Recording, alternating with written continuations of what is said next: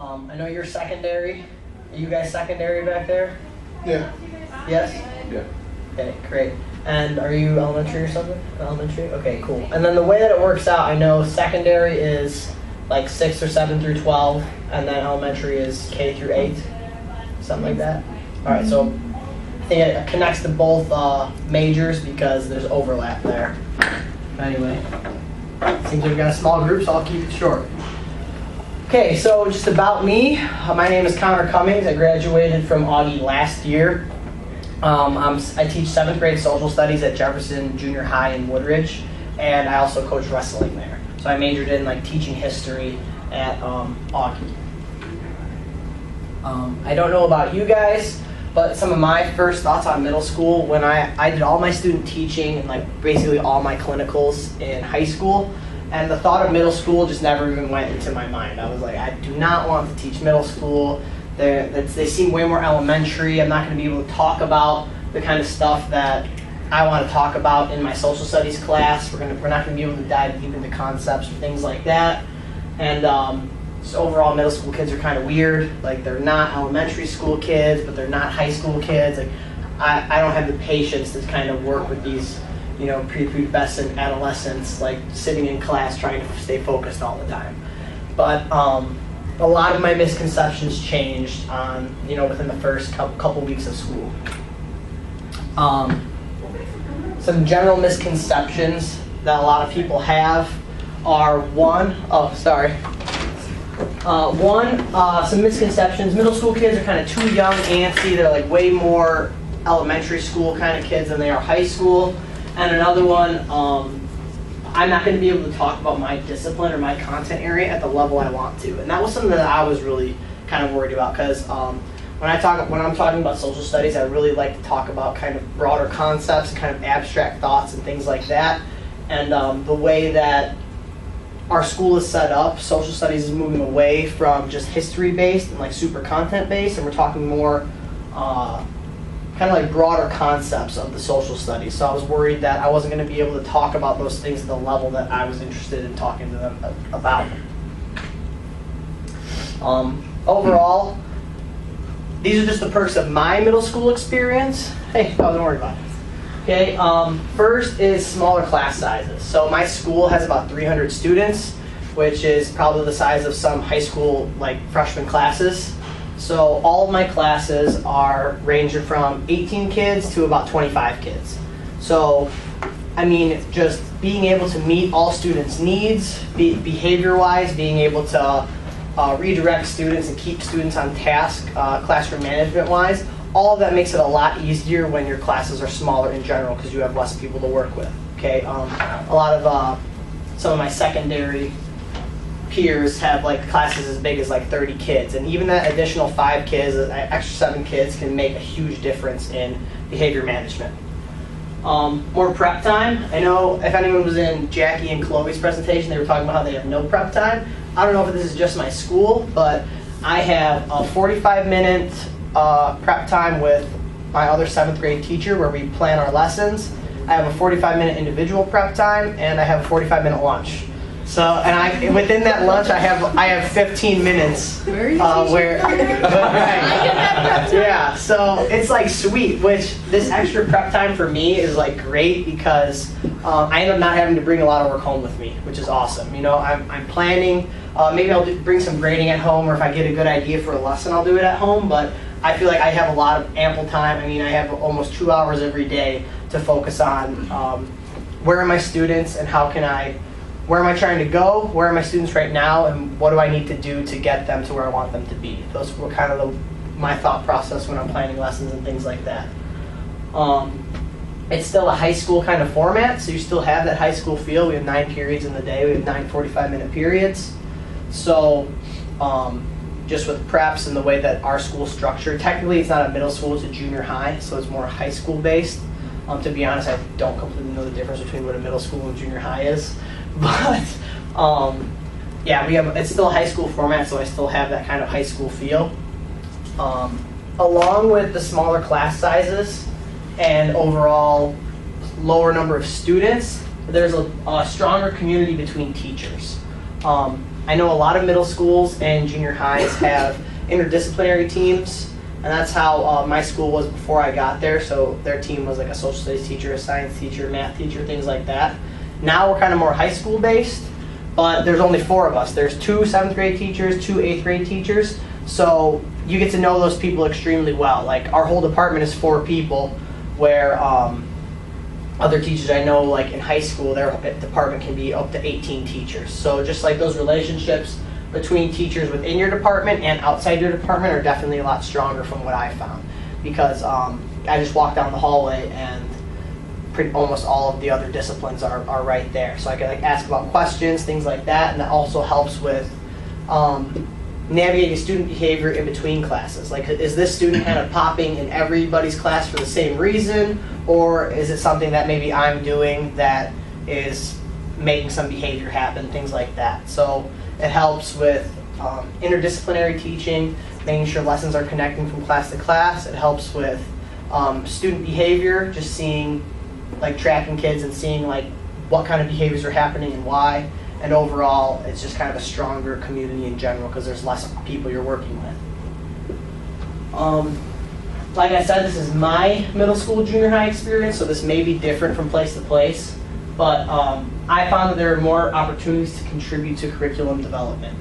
I came in at a good time where we were completely revamping the curriculum, so we scratched everything we did last year, and now we're kind of building as we go. We had 2 days in the summer to plan, and now we're just we get a couple instructional days where we take the day off, get some subs, and then we just plan our next unit.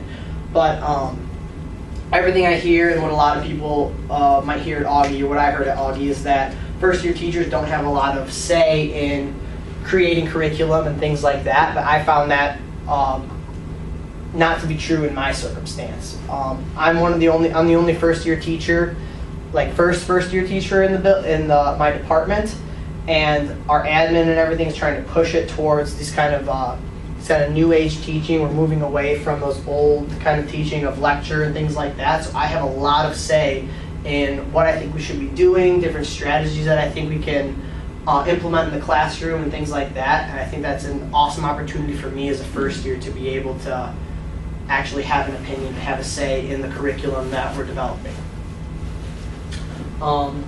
Along with smaller class sizes, stronger community between teachers, more likely to develop stronger relationships between students just because there's less of them. Okay? You see more students throughout the day in the hallways. I mean, we have like 2 hallways basically, so kids are walking past you every single day. Like being able to see kids every day, things like that, I feel like I have a better opportunity to create relationships with students and talk to students on a person-to-person level, and it's not always, I don't just see them for the 45 minutes in class. Like I see them all the time throughout the day, so that I think that kind of helps with building relationships. And the last one, kind of like with the misconceptions of not being able to dive into your content the way you want to, which was kind of a fear that I had. Our issues and topics that we're talking about are the same, but maybe just the reading levels and the way we get to our end goals are kind of different.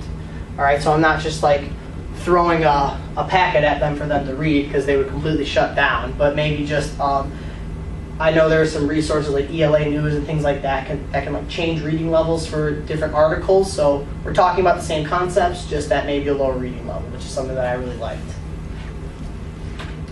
Sorry, I'm making sure my time's good so I don't go over. Okay. Some opportunities. From a lot of, now obviously I'm talking about my experiences, a lot of my high school peers that are teaching in high school. When you're teaching a junior class, there's a chance that some of them have just had a terrible experience in school, and by the time they're 17 years old, juniors, they're kind of checked out. All right, they're those kids that say like, I'm not into school, school's just not really my thing, stuff like that. Okay, so one of the opportunities that I found in middle school is that there may be 1 or 2 kids that kind of have that idea about school, but it's definitely way lower than from what my peers have said that they've experienced in high school. So that kind of apathy or that kind of dislike of school hasn't exactly kicked in yet. And I think that's really important because that puts a lot of pressure on me, and that's a good opportunity for me because I can try to instill that kind of love for learning and still make my content fun. All right, because by the time kids get into high school, a couple years into high school, a lot of them already decide whether they like a subject or not, they like a school or not, things like that. The diversity and maturity levels is an opportunity. Usually I see it where my girls are extremely mature and my boys are extremely not mature, is what I've been finding. So that's really interesting because it's almost like having like elementary school, half elementary school class and like half high school class. Like some kids, like I've got to tell them to like not pick his nose in class, and some kids like have no issues and are more worried about like dating and things like that. So it's just kind of like across the board, it's like a lot different, which is something that I like because I would not have the patience to just do elementary school stuff, but I kind of like the fact that since a couple of them, they are a little immature and things like that, I can still act goofy, which is I think part of my teaching. I can do weird things and they still kind of buy into that like having fun in school, which is something that I really like. Kind of going along with apathy, developing a love for learning while they're still young. So before that kind of dislike for school or anything like that might kick in, you have an opportunity to really get kids to turn the corner and develop a real love for learning in your students, which I think is something that is really priceless because this is the first time where their hand isn't really being held. We're trying to prepare them for high school. So in elementary school, you're kind of they have a more support and things like that, as in making sure that they're reaching goals, where in middle school, junior high, you're trying to give them kind of that accountability and individual work ethic and things like that, and being able to develop a love for learning before they enter into high school is something that I think could be extremely important, extremely influential in a student's life. And the last one, introducing students to new sports, hobbies, and clubs. Kind of the same for elementary school. A lot of students don't know a lot about, like, there's not really any clubs in elementary school, there's not sports teams, there's not things like that. I'm a wrestling coach at Jefferson, and basically, like, I've got about 50 kids who have never even heard of what wrestling is before. So, like, they're thinking it's like WWE, like throwing chairs and things like that. So I think it's really awesome because I'm introducing them to something that can make a huge impact on their life. I also went to Jefferson, the school that I'm teaching at. I started wrestling there, and I wrestled through college, things like that, and it's like a huge part of who I am. So just the fact that I can have an influence or introduce them to some kind of sport or hobby or club that kind of piques their interest is really interesting, because at this point in time, they're really trying to find out who they are and like what they like and their interests and things like that. So it's kind of a pivotal time for these students developmentally, and being able to introduce them to something positive or a positive hobby, things like that, is something that I see as an awesome opportunity. Challenges, some squirrely kids, obviously. Some of them, I know I'm not exactly supposed to drop names, but I have one student, I'll drop his first name. So he's about this tall, bright red hair, just massive case of ADD, and his name's Herbie. Okay, so just from the start, he's just a squirrely dude. Like, I feel like I need like a seatbelt for him in class. So kind of connecting these two, you still have that kind of elementary school idea of you have to keep it interesting and you have to keep them moving, or you're going to lose them quick. And when you lose them, the whole day can be scrapped. All right, if like 6 kids all of a sudden are like running around the classroom, it's something you have to be aware of. You have to make sure you're keeping it fresh, keeping them moving, keeping it interesting, and you have to constantly redirect. So if your thing isn't constantly telling one kid to get to work and sit down, middle school may be a little more difficult if that's the kind of stuff gets you frustrated, because you have to redirect and redirect and redirect and redirect to make sure that some kids stay on task. And then on the other hand, you have those kind of mature students who will just do whatever you want. So it's kind of like, it's like a broad spectrum, and it's really interesting to see that. And another challenge, like I mentioned before, you're trying to teach students kind of individual accountability before high school. We're no longer holding their hand. They have to bring their stuff to class. They have lockers. They're not walking up with a little cubby and things like that. They have to turn things in on time, and they're going to suffer the consequences if they don't. So that is also kind of a challenge because a lot of these students are not used to that individual accountability. So you're not only teaching them your content, but you're teaching them how to be responsible young adults when they get into high school too. So I found that some of the behavioral stuff and just responsibility stuff is some of the more challenging things. Sometimes I want to like pull my hair out when somebody doesn't bring stuff for like an entire week, but I have to like take a step back and be like, all right, I'm teaching these kids how to be responsible and prepared. I did a couple interviews. I wanted to make sure that I did not just say my little spiel or my experiences, because it'll be different across the board. So I interviewed a lot of different teachers from throughout my school. I interviewed a couple teachers and our principal just on what they think some of the pros and cons are of middle school.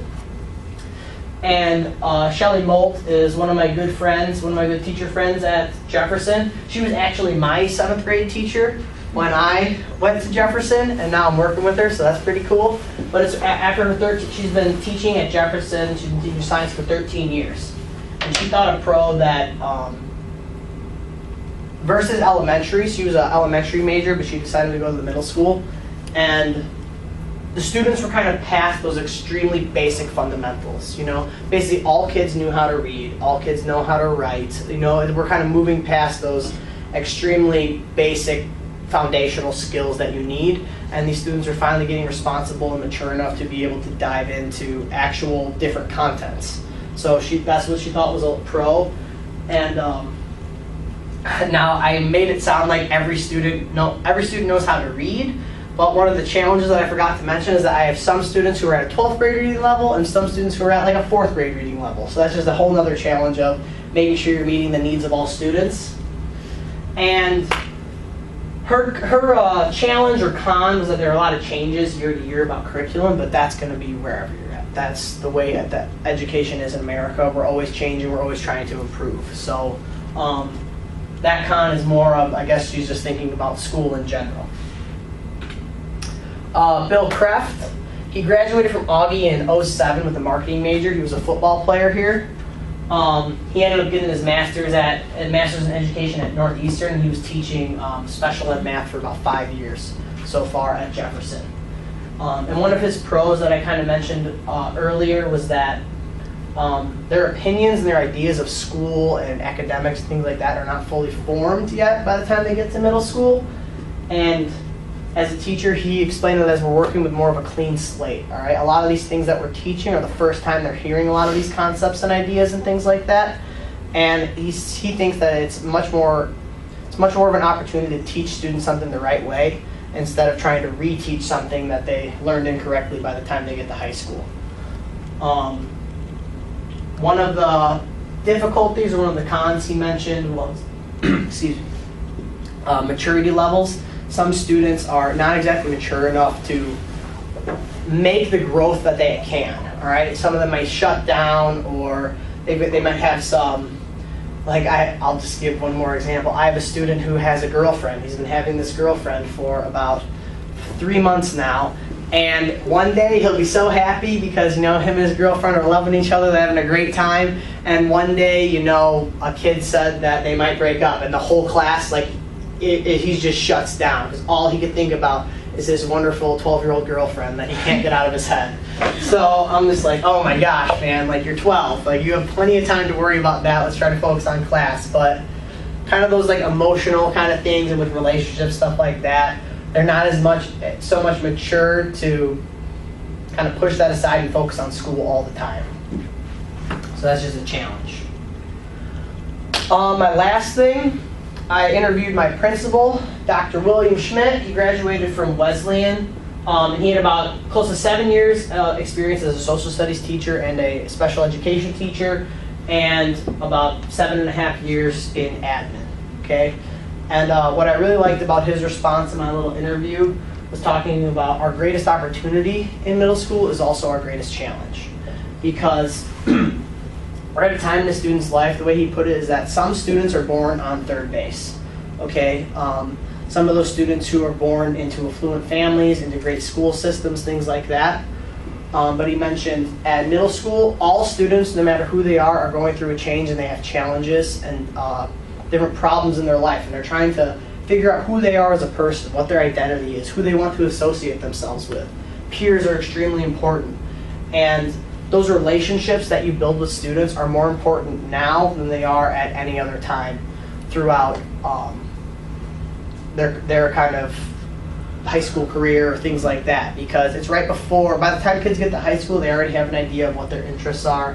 They already know like what kind of disciplines that they like, what kind of disciplines they don't like, and we have the opportunity as teachers right now to build strong, lasting relationships with students that could really help them in the future and kind of get them interested in something that they like or find a hobby, things like that. And I think relationships are extremely important at the middle school level, and that's something that I think is really important for my teaching. So it's something that it's our greatest opportunity because you have the chance to really connect with a lot of students, but it's also the greatest challenge because you want to make sure that you're helping your students the best you possibly can. And more logistically, I was sent like 100 applications everywhere, and close to half of those are middle school. So if you're elementary school or secondary ed and you decide you completely don't think about middle school or Jefferson junior high school, you are cutting half of your opportunities to apply for jobs, okay? And in a competitive place like this, like education nowadays, you should be applying everywhere and everywhere. Do not just block out the idea of middle school or junior high just because you don't think you're going to like it, okay? Even if you get a job at a middle school or junior high and you find out, maybe it's really not my thing, that's still a year of experience that you may not have gotten if you didn't apply, okay? So just making sure that you keep that option open for you for the application process and trying to get a job and things like that, because a job is better than no job, no matter what anybody says. Okay, and experience is always good. At the end, obviously my title was middle school and new teacher stuff. So I tried to end it with a couple just new teacher tips that I kind of thought of. At the very beginning of our teacher orientation, they had this thing called marigolds. Find your marigold and stay away from walnuts. I don't know anything about botany or planting, but apparently if you plant marigolds around a garden, there's some kind of chemical or something that keeps away bugs and things like that, and like keeps the rest of your plants very healthy. So what they always told us was to find your marigold, find kindred spirits, find people that you could really relate to, have a good relationship with. My mentor actually is probably one of the closest people I'm with at my school, and she's an 8th grade math teacher, but just like her mentality and her positivity and things like that, anytime I start feeling like I'm not doing anything right or something's going wrong, having somebody that you can talk to about those things and like keep you positive and things like that is great. And at the same time, they used a lot of plant analogies, but apparently nothing really grows around walnut trees and things like that. So they're kind of negative. So basically it's saying, find people that are positive and trying to help you, and try to avoid those negative people. Okay. In my experience, I'm working with a lot of teachers who have about 20, 30 years experience, and they really dislike the way that education is moving now, like focusing on student-centered learning. Like they really want to come to the front and just like preach in-depth content, and sometimes their ideas of what we're talking about gets extremely negative. So I just have to think in my head, shake my head, smile, agree with them, and then do my own thing when I get into my classroom, because I know what is the approach, through my Augie experience and my Augie education, I know what is the best way for students to learn. And I know the best way to engage students. So that kind of connects to staying below the radar. People probably, as a first year teacher, I know they're like, you come in, be a changer, okay? I remember this at Augie, come in, change things. But for the most part, just remember, as a first year teacher, we're also very disposable too. You don't want to be popping up on admin's radar and things for bad reasons. The only time they should hear your name is because you're doing something great in class. And I know that a lot of teachers, and admin and things like that, or professors will be like, you know, right away you should be coming in like strong with your opinions, but you really have to read who you're with first, okay? You can't just first day walk in and be like, this is what we're doing, this is what I think, because remember, you are a first year teacher and you don't know anything, okay? You're working with people who have been doing this for like 30 years, and I feel like that's something that we may not talk about as much at Augie because we know what we're doing is correct, but you don't want to butt heads with other teachers at the same time. Like, the students are the focus, but if you don't have a good relationship with other teachers, things like that, it could lead to problems. Invite admin into your classrooms.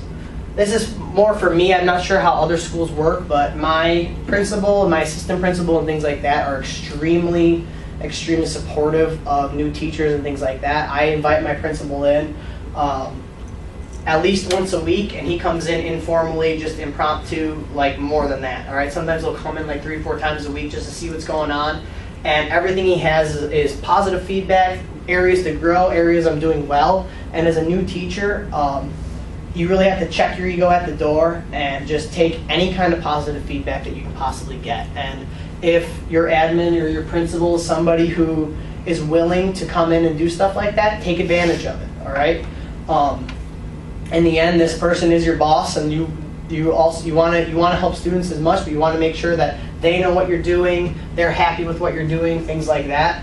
And like I said, from my experience, my principal really likes getting invited into the classroom to show what we're doing and what we're learning, so I take advantage of it, and I probably overdo it sometimes. I'm just like, come in literally whenever you want. So because there's nothing that I would do by myself in the room than with another admin or another teacher or anything else in the room. All right, that's kind of my mindset, and that's the way I go. Danielson is basically just a new evaluation system, so you're going to learn a lot about that your first couple weeks into the job. We had a whole like seminar thing about Danielson and stuff like that. But if you follow the Augie lesson plan, all right, I know sometimes it's extremely long, things like that, but if you follow it, you're going to be good. All right, that's how I started out a lot of my lessons, just following I was looking at old lesson plans from student teaching and things like that, and I just tried to follow like student aim, objective, rationale, things like that, and it kind of really got my mindset in the right frame of mind for teaching. And now busting out lessons is a lot easier because I just immediately think, all right, what's my aim, what's my goal, where am I trying to go with this, things like that. Volunteer, volunteer, volunteer.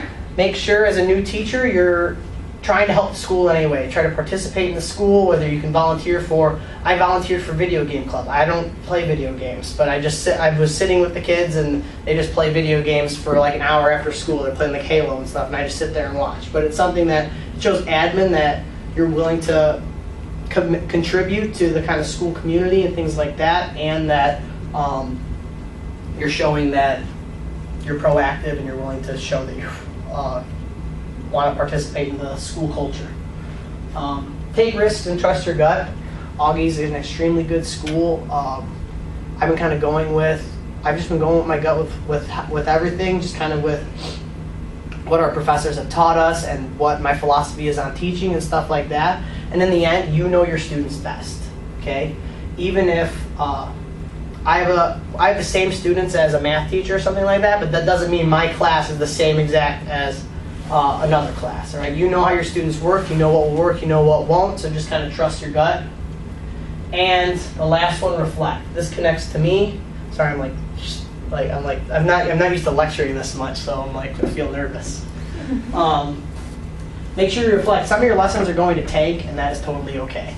I know personally because I just tried to do a role play about culture Thursday and Friday, and it was a total mess. It totally tanked, just went terrible, and of course my principal comes in to observe what's going on, and he's like, well, what are your thoughts about that? And I was like, that went terrible. I totally missed the mark on what we were trying to do. I feel like we had a superficial understanding of what we were talking about. And then his response is, the fact that you're being critical and you recognize that that's something that you probably shouldn't do again is good, all right? You trust your gut, you tried it out, you realize it didn't work, scrap it and move on. So don't get hung up on the bad days and focus on the positives. And I think that's kind of like the best mentality that you can think of as any kind of first-year teacher, because you're going to have good days, but you're going to have bad days, and that's just a reality. No lesson is perfect. No year is going to be perfect. But yeah, like I said, I kept it short. I feel like I was talking like a whole lot. But are there any questions?